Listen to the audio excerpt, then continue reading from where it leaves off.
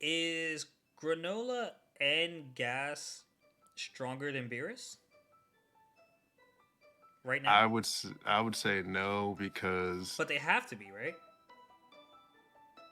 I would say they're separated in the universe. Like they're a different entity.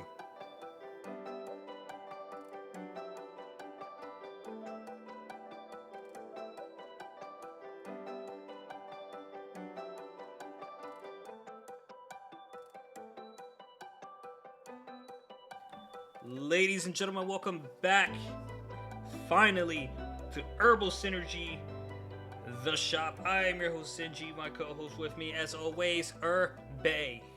What up? Hey, Irby, what's up with you, man? How you been? Shoot, I've been living large and in charge, baby. How was your Christmas and New Year's?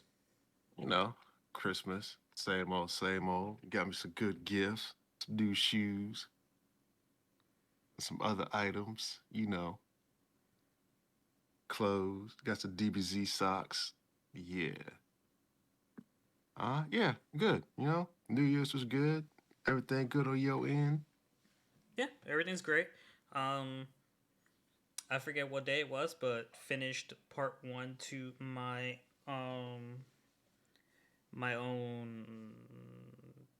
what would you call it? Your own light novel. But it's written more like a script, isn't it? I gotta check. I gotta see how light novels are written for anime. Mm, pretty much how you're doing. Cause I'm ready to take it to a publisher, Next level. yeah, and get the first volume officially published. Yeah. But yeah, I mean, I watched a ton of anime since our break. I got a lot to talk about. Oh yeah. Yeah. Well, I guess we should get on into it then, huh? All right, yeah. So what's your flavor this week? My flavor of the week. Let's see. I'm gonna go with my boy Megami. He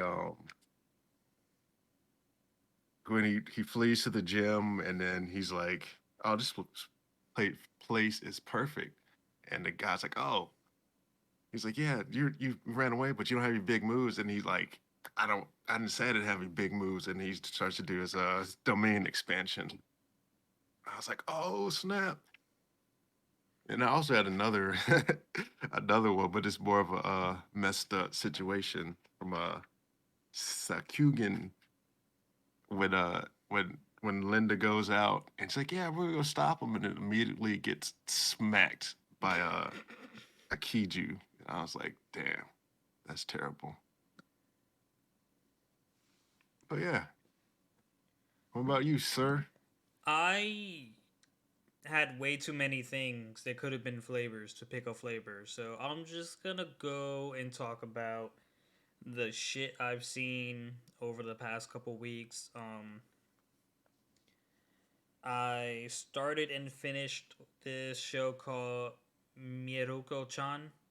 That's about a high school girl who can see, um, Dead people.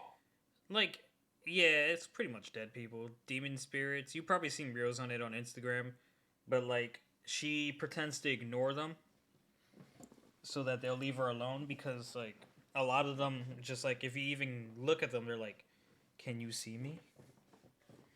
Can you see me? Can you see me?" And there are a bunch of moments on there where it's just like, "Oh my god, I'd lose my shit."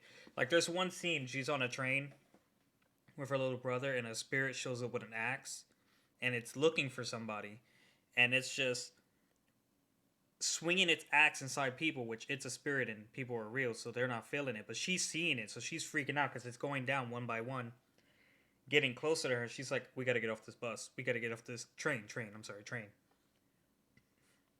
We got to get off the train." And by the time it got to her, she managed to not move, but they got off the train anyway because it leads us to believe that she kind of pissed herself. Mm. And then I've also been catching up with Seven Deadly Sins.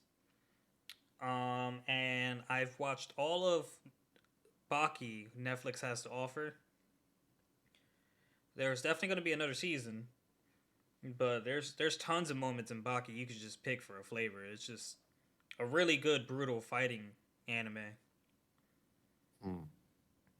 And then Solo Leveling unfortunately met its end. It had its final chapter, and I wasn't too fond with the ending at all. I don't know if the light novel's ending is different, which is something I'm scared about too. Like producers changing little things in my anime, just like if it ever went that far, you know what I mean? I hear you. That's a concern I have. But it's been a solid week for anime. You know, you got Attack on Titans coming out, or either this week or came out this week, depending on when this gets uploaded. And people who don't read the manga aren't really ready for what's about to happen, but it's gonna be dope. I was born ready. I finished Bungo Stray Dogs and patiently awaiting another season. Mm. That was really enjoyable. I like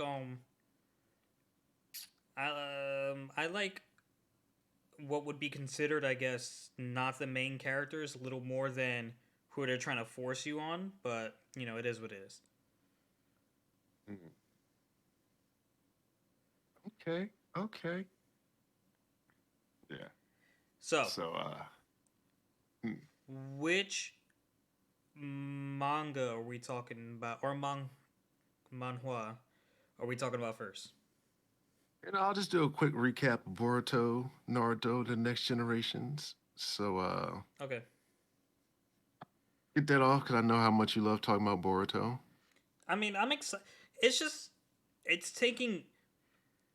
I wish they didn't show the beginning because people really want to see how you get there, how Boruto and Kawaki get to where they are, and like Kawaki implies that he killed the Naruto, and it's just like the age of shinobi is over, and Boruto's like, I'm still a shinobi, and even though my eye is scarred, it's okay when I'm in this form, and it's like that looks like it's gonna be the peak of it. And it doesn't Yeah. help that the anime keeps throwing in these fillers, or Yeah. kept throwing in fillers. Because I don't know if they're throwing in fillers right now, but when, like I said before, when I read it versus when I watched it, a lot of the shit I saw in the anime that was losing my interest wasn't even in the manga. Yeah. But anyhow, so so Boruto's karma powers are activated and he, falls on the ground and then Momo Moshiki, he tosses himself and he's like, "Oh, the drug is only a stopgap. Like you can't really stop the process from happening." Um and so Boruto figures out the day when Momoshiki like implanted the karma, which we all knew, but he just didn't figure it out. The Momomoshiki hits code with a Rasengan, and apparently the lab guy Kawaki had like a plan. You don't really know what's going on, and the code grabs Kawaki and tells Momomoshiki he's going to take him and leave. And then my man Momo has a new technique, and he shoots a Rasengan, which is like a Rasengan bullet. It pretty much hits code and takes control of Kawaki and Is it kind of Shikamaru. is it kind of Hmm? like the Rasengan that Naruto used in the movie? Him and Hinata like finally got together. No, it's just like it. Like the water pistol bullets. It's pretty much like one of those, like a super compressed Rasengan. Hmm. That's real small. Because you know Naruto did that in that movie. He just kind of shot them off like bullets. Yeah, I can't remember. I know he was throwing Rasengans. I know that, but yeah. So he hits him. Shikamaru does shadow possession jutsu on Momo, and Naruto saves Kawaki, but then uh, Code holds up Shikamaru and is like, "Oh, stop! If you go do anything else, I'll kill him." And then my man Momo goes hit Naruto with a massive Rasengan, and then Kawaki pretty much absorbs it with his karma that shouldn't exist, but exists because I guess there's no genetic code left in there for him, so he just like accessed it himself. So yeah, it's heating up a little bit. The usual stuff's going down. That's Usual it. stuff. The fucking Yeah, usual stuff he says. Fucking Naruto became don't get taken over by aliens, and he says the usual stuff. yeah, that's how it be. Okay. So I guess we should talk about Dragon Ball Super a little bit, even though there's not really much to talk about. There's always something to talk about. So really, what's going on right now in Dragon Ball Super is Granola and what's the guy's name? Gas.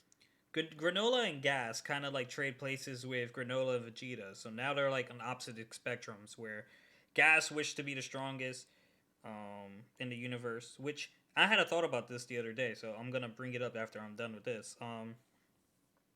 And now Granola's fighting him, and now Granola finds himself in a Vegeta position. He's like, yeah, yeah, you got the power and all, but you don't know how to use it. So unless I can become the strongest in like 2 seconds, and it's always changing, and blah blah blah.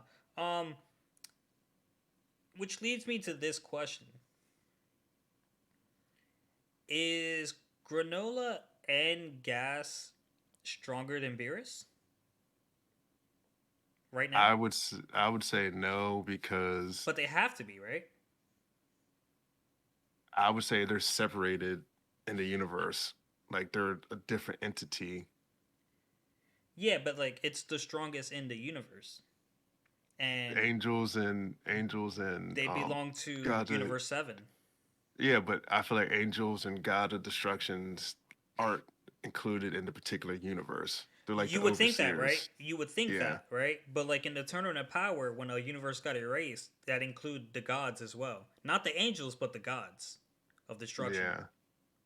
But still, I don't think that's so because that if that was the case, Vegeta would have got waxed sooner because if he was stronger than Beerus, Beerus just be playing with him, just showing him techniques. So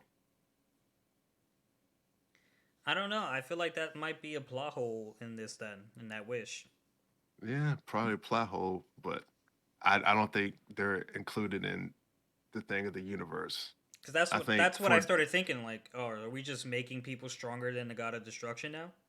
no, I think in the purpose of the tournament of power, that was the way they got rid of people was like if everyone in your tournament that was there, your fighters got knocked out, then he's like, okay, we'll just erase that universe and erase that god too. So I feel like it's different. So Gotcha, gotcha. yeah. But yeah, so not much Dragon Ball. They were gonna beat up Oil was gonna beat the Namekian, find where Vegeta went. Vegeta gave him the Senju Bean, told him not to waste it. And then Granola gets his eye patch back, oatmeal, and then they start to fight. You find Gas can conjure weapons, which is I think it's pretty much pointless because in a world where you fight hand to hand, why do you have weapons? So yeah, and then they both learn uh, how to use instant transmission and destruction. So yeah, not much. I don't think it's. I And don't then think Gas probably it's. has ultra ego. So I don't think it's really learned to use it. More as there's a tons of abilities they have now that they didn't know they had, yeah, or that they could have learned in the future. Because I think the specifics with Granola's Wish is, since it's the same dragon, is the same with Gas's Wish. Which I'm gonna ask another question after I'm done making this point. The dragon, at least that specific dragon, because I think that's all his abilities allowed him to do, didn't necessarily make him stronger, but took all the experience he was gonna have over the years and put it into one, so shortened his lifespan. So Gas probably most definitely shortened his lifespan because it's the same dragon. which um which leads me to this question: since they accumulated these abilities, do you think that means that they would have got, like, I think this is another hole because, like, not everyone can learn destruction, and if the dragon is granting you the power you'll have 50 years from now all in 1 year, you've accumulated all in 1 year, at what point could this story have led to where you have gained the power of destruction? And Beerus ain't just gonna be teaching some random Joe Schmo how to do destruction, you know what I mean? Yeah, but I feel like the other thing is it goes with to be the strongest. You have to know like the strongest people stuff. So I feel like they just gave them those abilities. I don't know if that's how we should be handling this. Oh, that's how they did it. So who are we to say what they should be doing? A fan, damn it. Like, make it make sense. Make it make Mm, sense. I like it making no sense. 'Cause that's the way most people operate. No sense. But yeah, not much there. And now here's another thing, since we're talking wishes of being the strongest. You remember the big gold dragon with the universal Dragon Balls? Yeah, Do you think if you wished for that dragon to make you the strongest in all universes, would you be stronger than the God of Destruction then? I don't know. Because I don't think they Probably. can make you stronger than Zeno or Yeah. Zeno, whatever his name is. I mean, I feel like the Zamasu, he's pretty strong, but he was training to be a what you call him person anyway, a Kai or whatever or something. So Yeah, that's but how he got but strong. Supreme Kai isn't that strong. Yeah. Well, he was got as strong as Goku did. So Supreme Kai? no, Zamasu Yeah, is what I'm yeah, that's talking what. about. Yeah, yeah. Supreme. There's just a bunch of things. Like, every time I think about things in Dragon Ball, I have more and more questions. Like, example, in Dragon Ball Z, when Goku died and he was training to fight Vegeta and Nappa, right? Mm-hmm. Going to King Kai's place on Snake Way, he fell and found a shortcut to what's the big red guy's name? I forget. King Yama, Yama. King Yama, King Yama's desk. So with that being said, Goku, when you were done training, why didn't you just jump down from Snake Way and took that shortcut? Because they needed to just do that. Plot holes, bro. I'm just putting it out Yeah. there. Putting it out there. They build up Anyone the who's listening, suspense. take that information and do with it what you will. Let's move on, I guess. Yeah. Um, S- You talk Chojin about Chojin children, yeah. X is, I don't know, man. It feels like it has it feels like it has a good chapter, and then it has two chapters explaining, or an aftermath, two aftermath chapters right after its good chapter. Like, that's what it feels like. Yeah. Like, here's a good chapter, now here's two more chapters with what happened after. That's what I felt like with this chapter. I'm like, okay, we're done. Um, we're gonna say bye to Ellie, and what's the baseball guy's name? I'm sure you have it written down. Shiozaki. Shiozaki is gonna repent for his actions and then play catch with Tokyo, and then we're gonna Tokyo and Ellie are graduating with their B Provisional level, license. yeah, with their Yeah. B level licenses, and Tokyo's gonna go back to school, and then surprise, surprise, here's Ellie. She transferred to school to make money. Yeah. I did have down the Tokyo asked Sandek what he got out of like the academy, and then his quote was kind of interesting take. He was like, "With great power comes the potential for great chaos," and he's like, his pleasure is protecting the road from that threat. And he's like, "Oh, happiness is like a road. Everyone does like they're supposed to. They can get there, but then you have people that try to sow chaos." So yeah, and then Tokyo finds out he wants to just like help people be a Chojin. And then that smoke man came by, and yeah, well, Ellie, she was gonna give back the scooter, and the kid that she was gonna give it to got killed by the smoke man. I was like, dang. Yep. And then the mother of Chojin weekends. So, and then Ellie transfers back to the school. Well, she's transferred to the school. She never went there. Yeah, she transferred and went back to the school. So yeah, it was pretty cool. I enjoyed it. Wasn't too bad. It was your flavor, so you can talk about Jujutsu Kaisen. Yeah, love me some Jujutsu Kaisen. So chapter 169. Fucking So the Megami, guy, Megami with his yeah, 200 IQ plays. yeah, he's a good fighter. So my man, the jokester, his name's Takuba, and this part I found funny too. He was talking, he's like, "Marry me and be my Wi-Fi." He makes a joke, and then so they get to talking some more. And then he drop kicks a goon, Wait, you and found then the Wi-Fi joke funny? yeah, Oh my god, you're the yeah, you're the people he lives for. yeah, it's you know, old people humor, man. Let me be. But anyhow, it's like, oh, that's clever and funny. Adult dad joke. So then Megami says he's going to leave, and if Takuba is going to kill the guy to get his points, and then he says, blood is prohibited and entertaining, and then he hits him with 1,000 years of death jutsu, Yo, I saw that. I was which just like, was and like, it was funny was I saw that, and I saw the little note on the side of the panel, and I was just wondering if it was going to specifically say, yes, this is 1,000 years of death from Naruto. But no, it was just explaining the red prohibited, which was blood, and I was like, I knew that. yeah, I already knew and that. I just wanted confirmation that my man did the secret hidden jutsu of the Leaf Village. 1,000 years of death. Yeah, so that happened, and Megami's going to fight for reals now.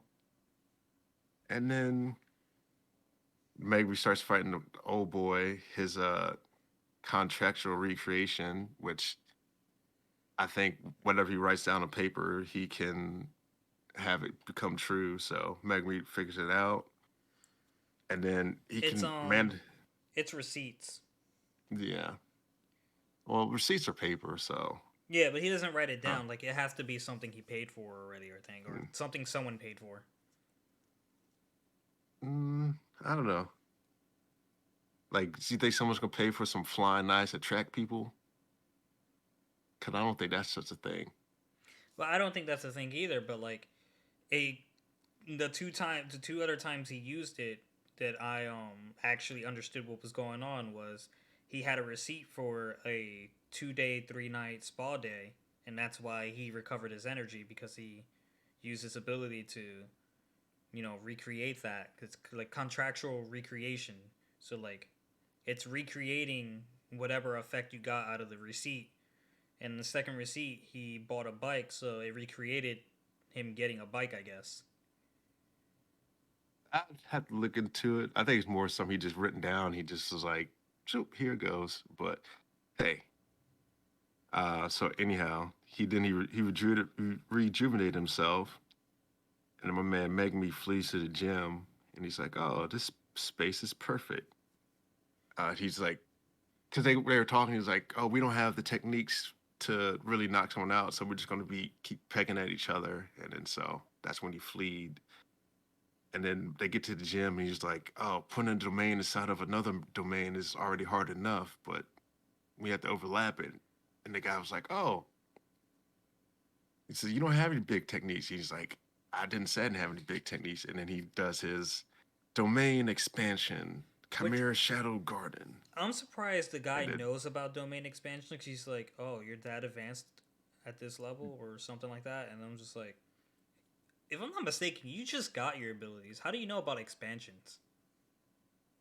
I'm not sure if he just got his abilities. He probably didn't, but it was also interesting that the judge kind of had an expansion, but like Well, the way um Itadori explained it is, I guess it's better that normal people. It's more likely that the normal people who got gain powers would have expansions because nowadays the sorcerers just go for like the deadly ones, and the normal people don't know about that, so they just go with whatever they can manifest. yeah, because a long time ago they said that everyone used domain expansions, but the one hit kill ones were the advanced ones. Mm-hmm. So And yeah. I feel like maybe like let's take the judge's expansion for example. With his expansion versus Gojo's expansion, it wouldn't matter if he can do it anyway, because it would probably just get swallowed up by Gojo's. Yeah. Who knows? I'm just waiting for Gojo to come back. He ain't never coming back. No, don't say that. Nah, that's something you would say. Yeah, it is. No denying. All right. Yeah. Okay, so did you? Oh my god, when did you read Tower of God? I read Tarragon. We're on Fucking last season. year. No, I read it like Wednesday, Thursday, somewhere in there. Gotcha. But uh, but yeah. So it's season two, episodes 214 to 221. So this episode starts off by Bam using reverse flow control to stop Alphine from killing herself. And then so she was doing that so they won't tell him, she doesn't have to tell them how to get to Kaiser, but he takes her name and makes her tell him. So and then we flash back to Kaiser in an argument with her mother, and she's like, "Why couldn't you resist that temptation?" Calls it betrayal. Kaiser calls it like her great sin, and she told that Bam and company goes to the escalator that she told him about, and she's like, "Oh, don't worry, Kaiser. There's they're not gonna make it there anyway because there's supposedly a bomb there." And they plan to get the Kaiser's name and keep the Dorsey safe at the same time. You learn about that. And my man Isu is there with a Pokeball, and he says he's disappointed that Bam chose that course of action when the Dorsey was in trouble. And then he blows up the gate, and we flash to Hatch and Liliel fight. I don't know how to pronounce that. And she's like, "I don't hate Dorsey, just wish she would act more dignified like a princess." And what she means by that is like she ran into that situation with Kaiser without knowing anything, and she's running around with a knack who is a fallen child of jihad Mm-hmm. daughter. Yeah.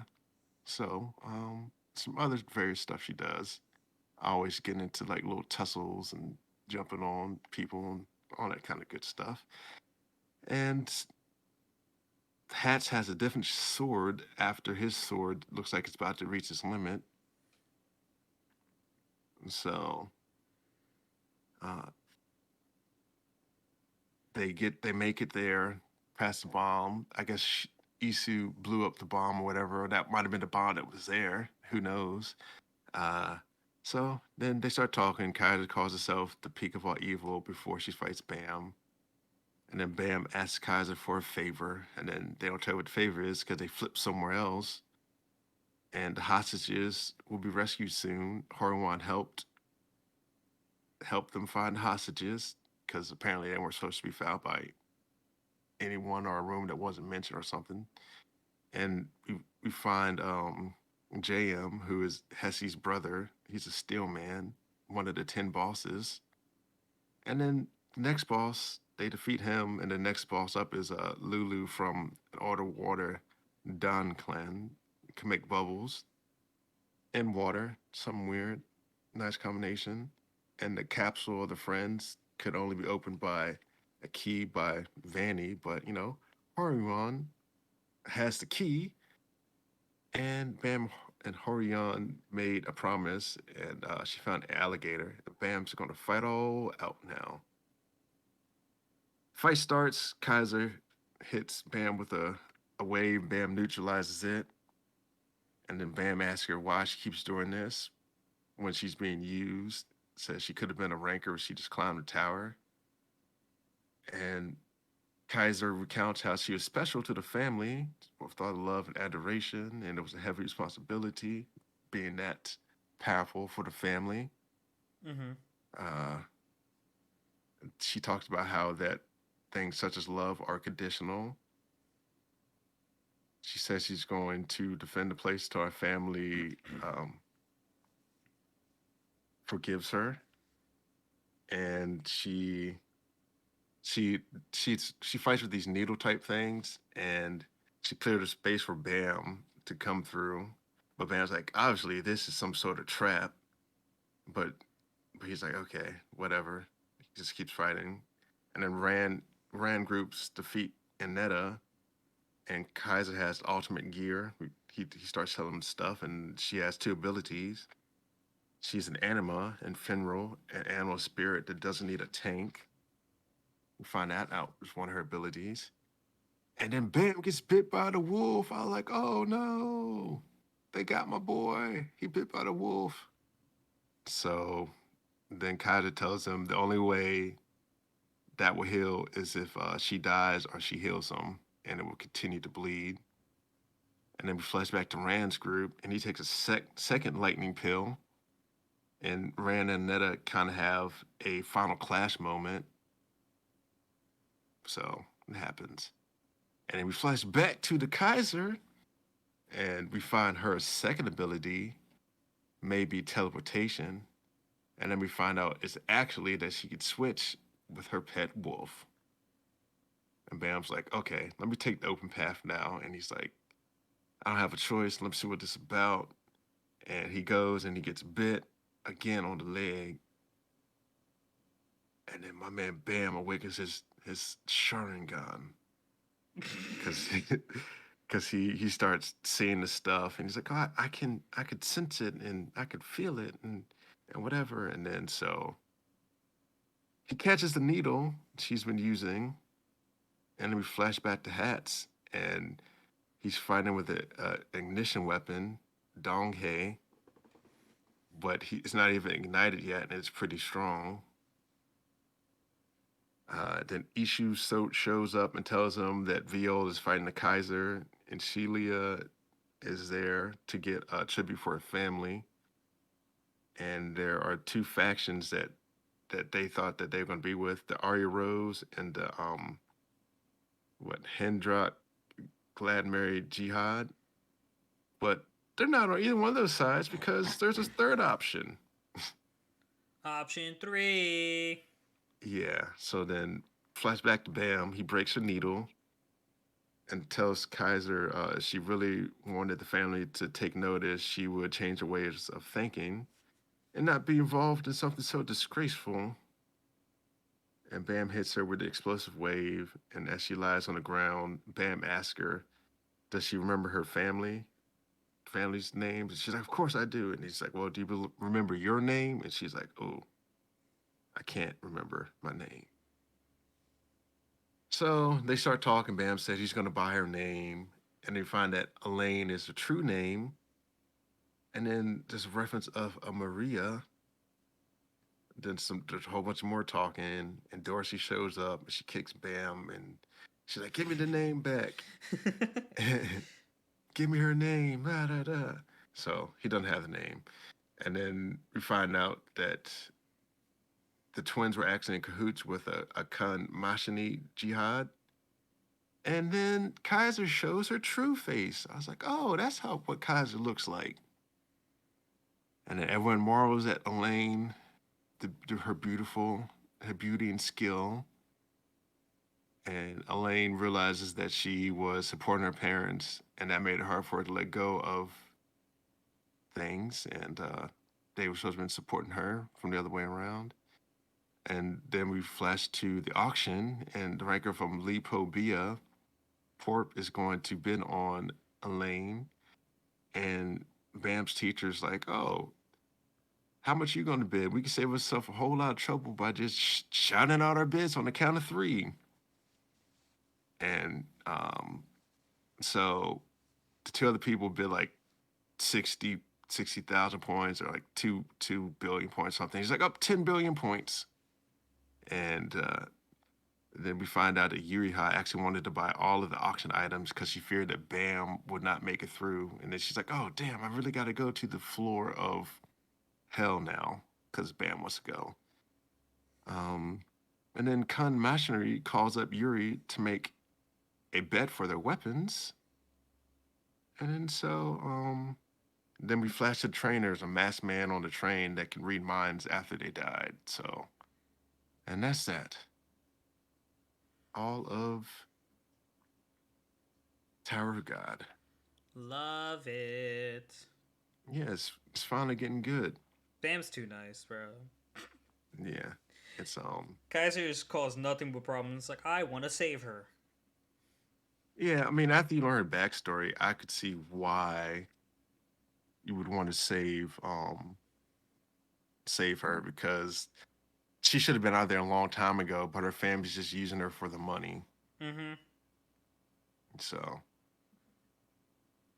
So yeah, nice guy Bam. Nice guy, Bam. Okay, Yeah, so does that take care of all the reading? yeah, all the stuff I had to read. So now we You have stopped reading Vigilante, so So now we have ReZero and Sakugan, which guys, Sakugan is was Irby's pick after we finished Uramichi. yep, And it looks like Irby would get another pick before we even finish ReZero. yep. I like to keep it fresh. The thing is, Irby, you're gonna fill up our fucking weekly watches. Hey man, that's the price you pay for being great. Oh my god. Yeah. So you want to get into Sakugan? Not much there. I don't know about No. not much, but yeah, we can Um. get into that. Yeah. It's So basically, Sakugan. They're, I don't know if they're in space or they're on Earth somewhere, but there's these people that they go out and mark territories and explore stuff. It's like modern day explorers. Um, they call it like the labyrinth. It's expansive space deep underground where humans lives, like colonies. Um, so this episode starts off Min Min Poo, I guess. Their names are hard to say. The episode is fathers and daughters. So it starts off kind of interesting, running through, and he's chasing her, and he gets her into a trap, but she gets into a trap, and we find out that basically she just wants to be a marker where they go and explore places underground and map stuff out. And this part was funny when they were at work and they get into an argument. Somehow the intercom for the machine gets in there, and they start airing out all their dirty laundry. She's like, "Well, you don't change your socks. You wouldn't And be anything everyone's without listening. me." Yeah. Yeah, I was like, man, I was like, bro, she is going ham on my man, bro. yeah. She's like, "Is this why mom left?" I was like, dang. Um, so then that happens. Then we find out that there's another father daughter crew, and we find that the labyrinth is uncharted, and we find Mimopu has a reoccurring dream of a place in the labyrinth, and Gaguba Gagumber, well, that's his real name, but she calls him Gaguba, uh, doesn't want her to leave for his own reasons, but she's being a protective father, and She has her own life, and I was thinking like, she's like, you're just a little kid, but she's like, I graduated from college. I was like, how old is she? You She's look like like you. 6 or 9, bro. I want to say you look like you at most could be 12. Like I was like, I was like, how are you in college? She must be like a real child prodigy. Well, I call So her Mempo. Mempu. yeah, yeah, and then so uh, Urop sent her a map of some stuff, and it's the place that she sees in the dream. And then a kaiju attacks the colony, and her friend Linda and her father Walsh were going to try to stop them, and then they end up getting clapped by another kaiju that shows in. And I was like, man. And so they flee, and he's getting ready to take her to underground bunker to to protect her, and he's like, oh, she's like, am I messed up for seeing my friend die? I still want to go explore, and he was like, no. And then so uh, eventually he relents. He's like, you can go, but I'm going to join you. And so that concludes episode one, and episode two, good day and goodbye. So we find out he has a machine that doesn't work properly. Mm-hmm. He hasn't used it in years, but they're going to attempt to battle the monster. And they flee the kaiju. And apparently the kaiju is supposed to be grounded by wires, and like if they disengage the wires, they're supposed to drop and die. But somehow this one doesn't. It's different. Don't know why. And they lead them through the town and all the other paths to get there. And we find out that like I guess they had an end for them because they were like tracking them, but she has a plan, and they're gonna lead them out the colony, and so they lead them out into the mine shafts, and she like has a high IQ moment of just like digging holes everywhere, and I'm like, she's digging holes, and then Yo, so I'm more on the line. I was like, damn, she has no concern for their fucking well being right now. yeah, it was like one of those ones where like once the end result happened, you're like, that was high IQ. Like you didn't know where she's going with that, but you were like, yeah, that's high IQ right there. So she, She's like, I've got a plan. I'm smart. It'll work. yeah. So she links them all, and then it's kind of like when Shikamaru did all that stuff, and then Against like, the Akatsuki member, yeah. yeah. So she genius maneuver connects all the pre-dug mine shafts, and they fall down, and there's some flammable substance in there, and she's like, oh, let me throw that in there, and she blows them up. And then she names the robot Big Tony after they get back to the base. She starts making modifications, and find out the town's name is called Pinion, and Galgamber is actually his real name. And episode three, Brain and Heart. Well, we found out They, Gagamber was his real name in the first episode. yeah, well, he legally puts it down, so you see it, but he says his name's Galgamber. But I don't know. I just thought it was a touching fit to put that in there on his transcript to get out of there.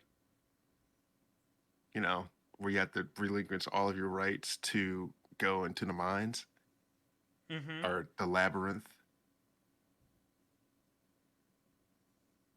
But yeah, so episode three, Brain and Hearts.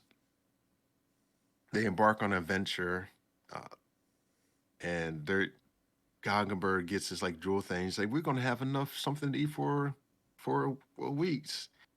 And in Mumfu, she's like, I'm not gonna be outdone, and she's like, I'm gonna get one of those too. She locks him out the system, and then she proceeds to try to get one and crushes it, and then she ends up hurting herself.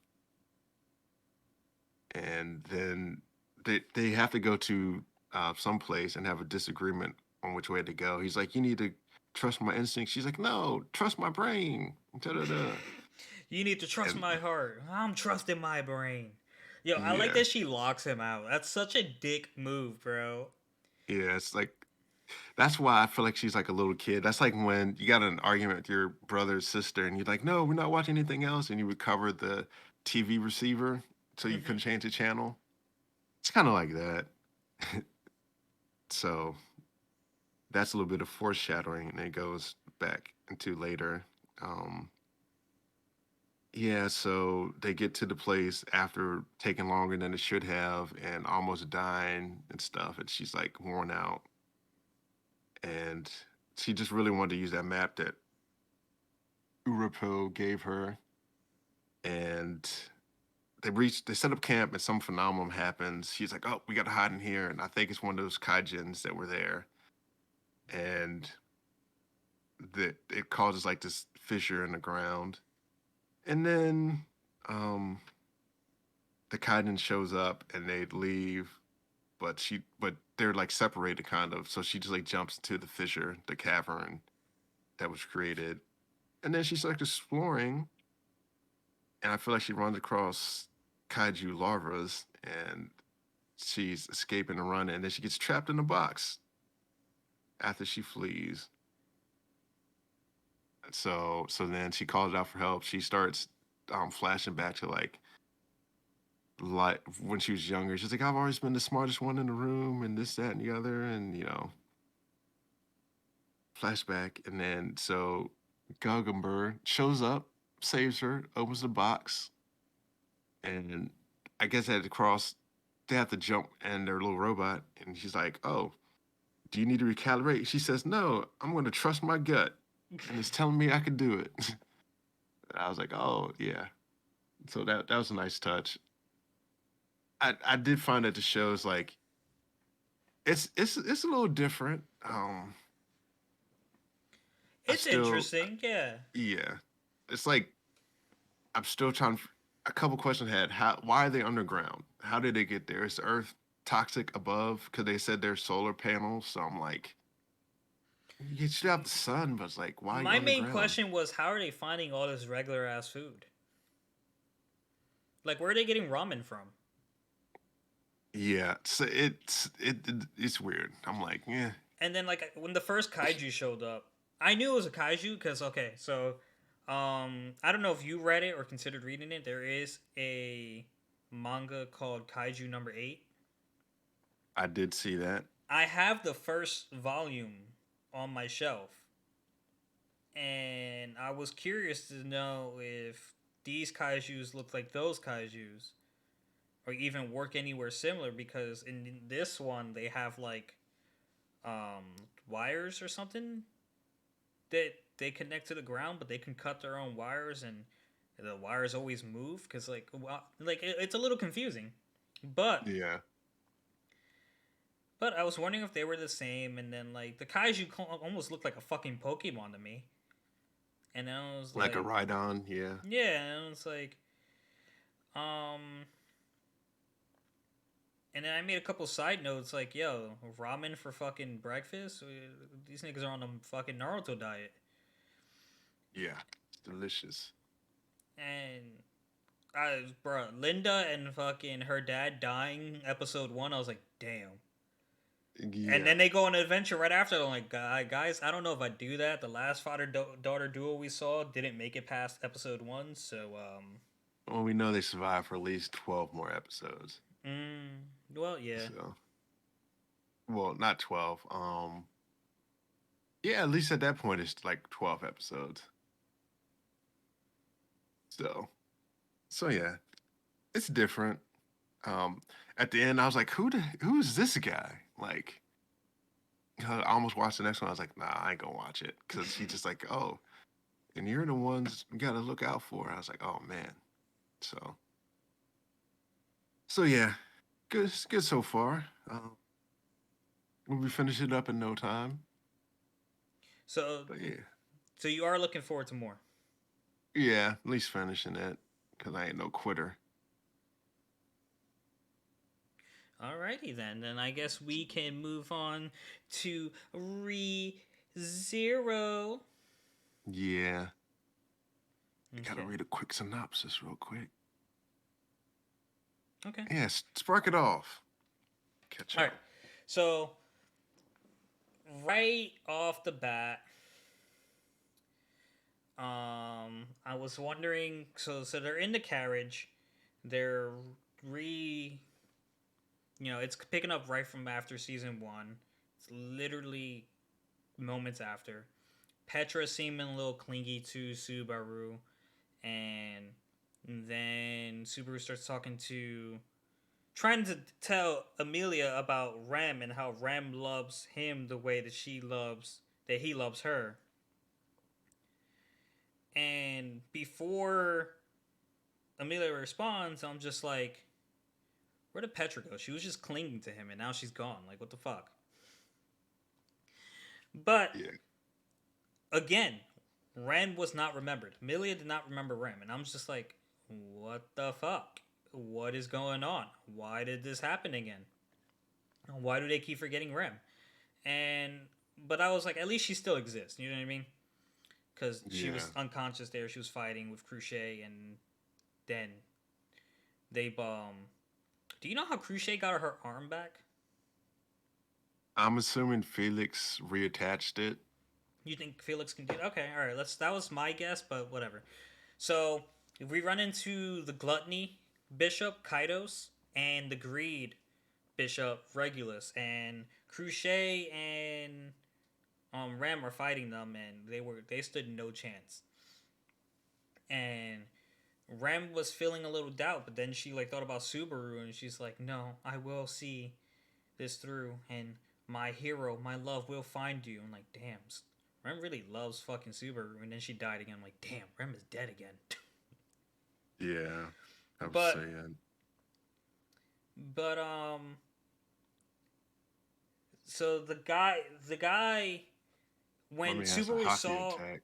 yeah when Subaru found Rem, the guy didn't confirm she was dead. I was like, "Oh, she's not dead." And then Subaru um immediately like starts crying. He's like, "I'll kill myself over and over again to save those two." But the checkpoint sucked. It was right in the carriage. I'm like, "Damn, back checkpoint." And he's like, "Who's Rem?" And who's Rem Like, again? It's like, "Oh fuck." yeah. So fast forward past that, and Subaru explains who Rem is to Amelia, and it's like, I know, I know you must be telling the truth, and it sucks that I don't know her because she looks like Rom's sister. The resemblance is uncanny. But then it's like, you know, they had that meeting with Cruchet, the sword guy, Felix, Amelia, and Subaru, and Felix is over here like, "Yo, why should we continue this alliance after this point on? It's not going to be beneficial to us." And like it was true, but like you don't get in an alliance for it to only be beneficial to you. Like you get in an alliance, and when this side of the alliance needs help, you help. When you need help, the alliance drops. They help. You can't back out when it's not convenient for you. It defeats the purpose of the alliance. And Cruchet was like, "I hate the idea of doing as someone else tells me to do." And poor Felix was crying because she was just concerned for Cruchet and didn't want. You mean he was crying? He was crying. Yeah, I know, it's still confusing. Yeah. Um, but yeah, a couple of things I was thinking about. I was like, is Cruchet dead when I first saw her? And I was like, or is she asleep? Cause like I was like, they stopped the bleeding and she was like knocked out. yeah, So then we find out that like gluttony, he can devour your name or your and your memories. memories or both. Yeah.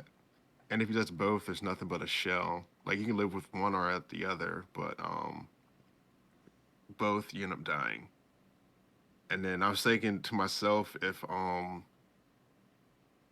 Cruciate actually had her memories, she wouldn't go through with the alliance. She's like, oh, this is way more than we bargained for because they going after you. And they only want you, so let's give them you. So No, I think she's more honorable than that. I think she would 100% follow through, and that even so, even if she didn't want to, I feel like a lot of people who had a personal grudge against the white whale would follow the sword guy and it's help. Wilhelm. Yeah, and Yeah, help Subaru. yeah. It's Now, because I feel like they might, but I don't know.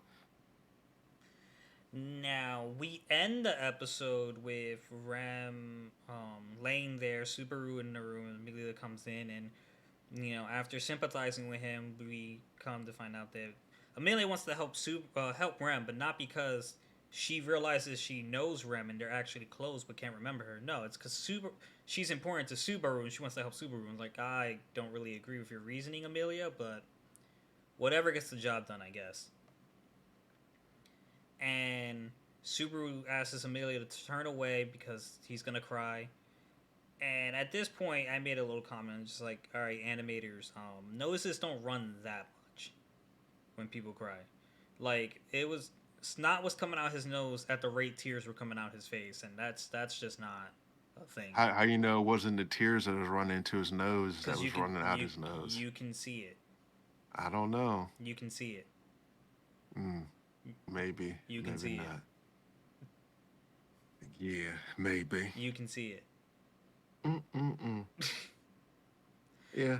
Well then, continue, sir. But then Amelia puts her hands around him, and he kind of stops crying, and she's like, "I'm here for you." So Yeah. next episode, they're departing, and Crochet wants them to stay longer. She was really thankful for what they've done for her, blah blah blah. Even though it's kind of Subaru's fault that it happened to her. Yeah. But the white whale's gone. Now we got to deal with the other bishops. Um, I was a little confused with the 5 that Subaru gave Crochet. He kind of made it awkward, but I guess he didn't want to like shake her hand next to Amelia. I don't know. And Yeah. Amelia driving in the cart was just like she calls Subaru selfish, like being selfish for like wanting both of them to love him, and like I was just at least we're acknowledging that Subaru's kind of selfish and like kind of a dick. My man on The Bachelor, he just gotta make up his mind for which one he wants. It's a And final selection. we get to the mansion. Well, actually, we got to the village and no one else was there, so they assumed that Rom and the villagers didn't make it out of the sanctuary yet. So we go to the mansion and we meet Federica, who turns out to be a half beast and start and as soon as she opens the door, Subaru is just like, that's look at the chompers on you, and like Amelia pulled his ear, and then she introduced herself. It's like, oh, so like you were the maid before I got here, and she turns out to be a half beast. And Subaru goes to try to get answers to where the sanctuary is from Betty, and tells Betty about Great spirit of the forbidden library. yeah, and he tells Betty about Goose being dead, and she got really sad, man. Like it's like even you left me. I was like, whoa, whoa, whoa, whoa. What do you mean left you? What is going on here? Yeah. Is Betty That's, like low key the witch of envy? She's not, but like I don't know, man. ReZero be coming up with some weird shit, bro. Like what's going on here? Why is Betty crying for Goose? yeah.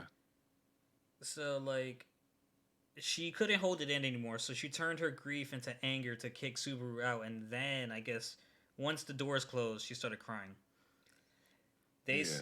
Federica gave him directions to the sanctuary, but before that, we found out that Amelia was praising Subaru when he was talking to Betty, and he really wanted to know what she said, and she was too embarrassed to say it.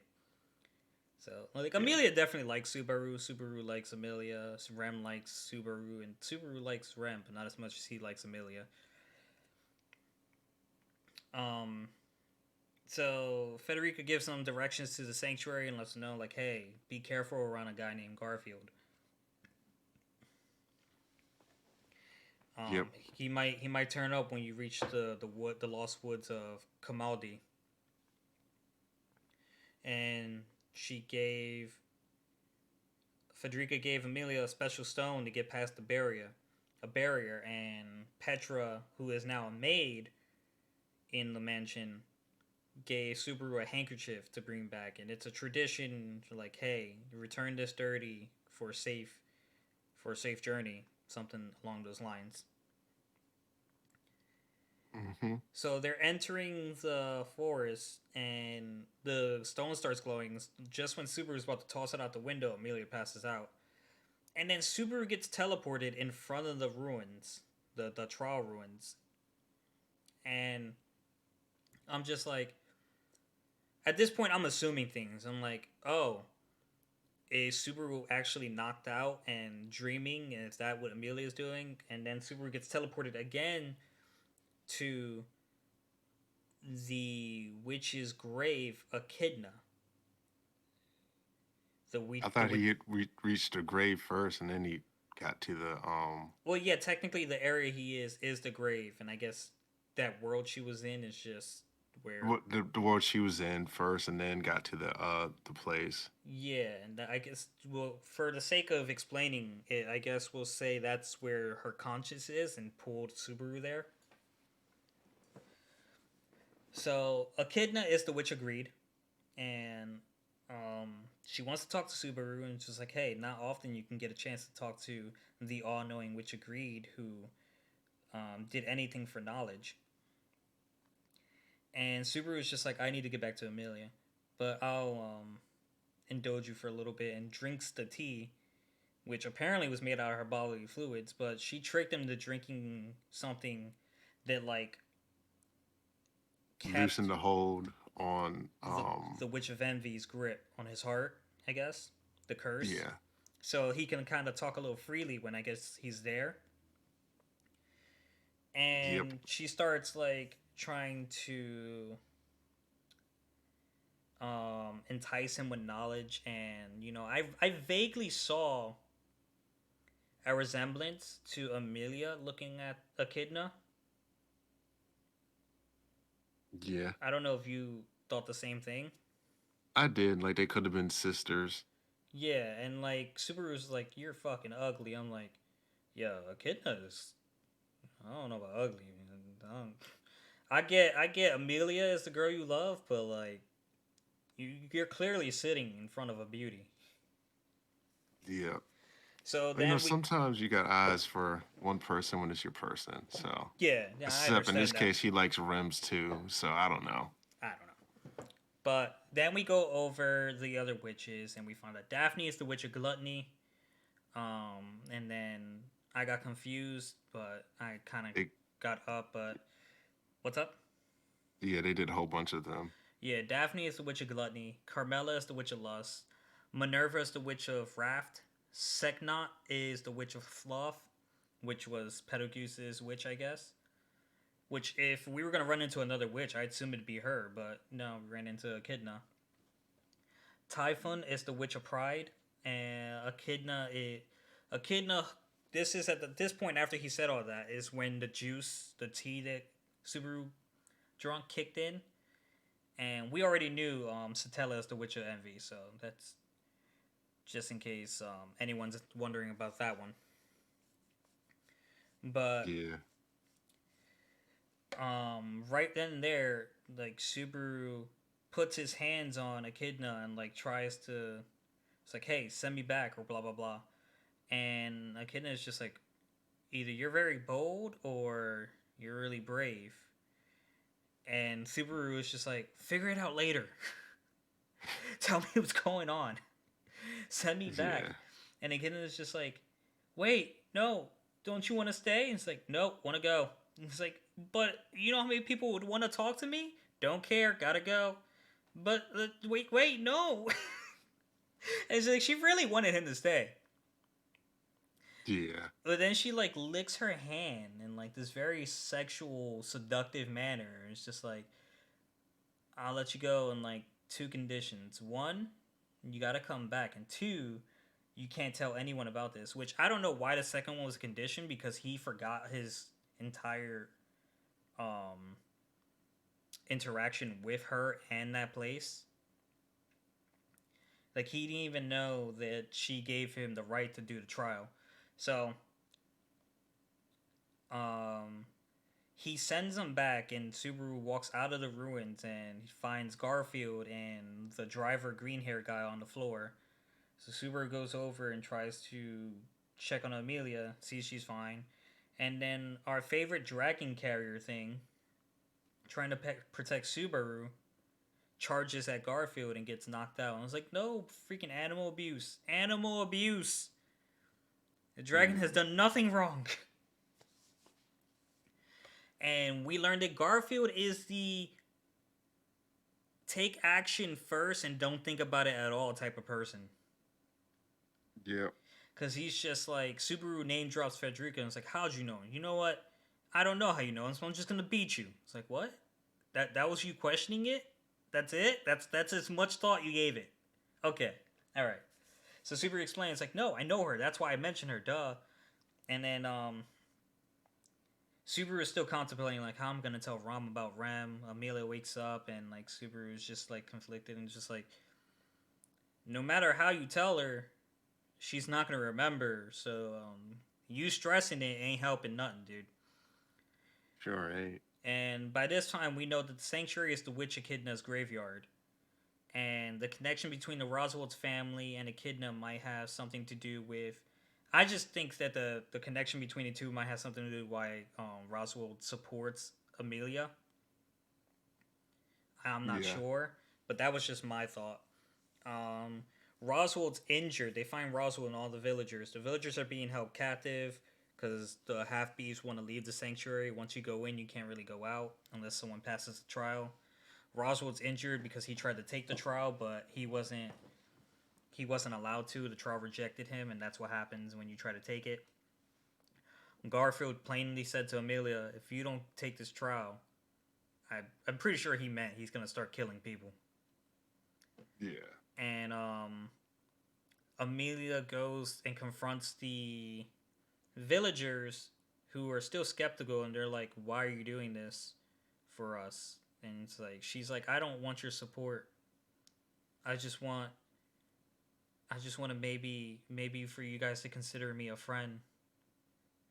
And she bows her head to them, and then the lady who was representing the villagers is like, "We all might seem foolish or selfish, but it should be us who would hope you consider us friends."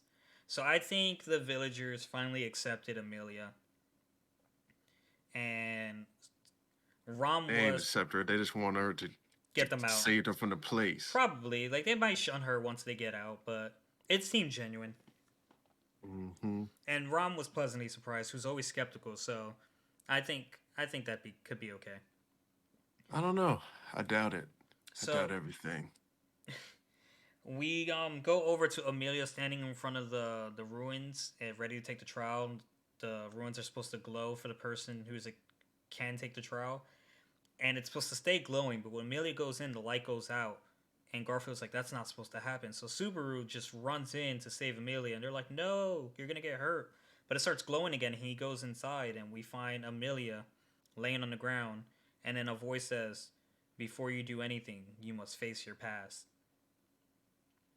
And then Yeah. so we go back to Subaru in his other world with his dad jumping on him half naked. And I'm just like, okay, so I was wrong about Subaru being asleep in the carriage while Amelia went put to sleep and them dreaming what was going on. But if Subaru gets knocked out too and is facing his past, then maybe Amelia is facing her past, present, or future. Something, a trial that she has to, something that's holding her back, maybe mentally or emotionally. I don't know.